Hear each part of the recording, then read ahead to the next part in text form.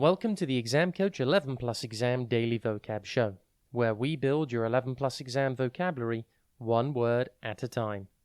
Today's word is camouflage. It is pronounced cam-a-flage and spelt C-A-M-O-U-F-L-A-G-E.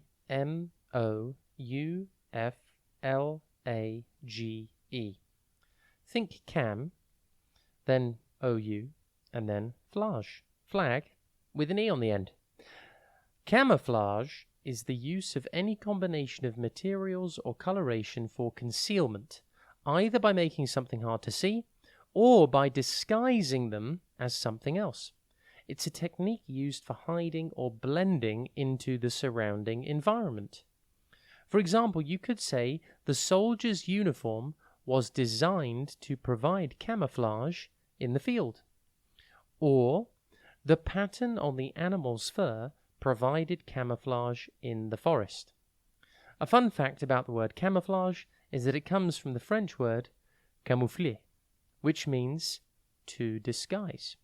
If you camouflage something, you are hiding or disguising it. Can you think of any animals which are naturally able to camouflage themselves? The chameleon is able to change the color of its entire body to match its surroundings.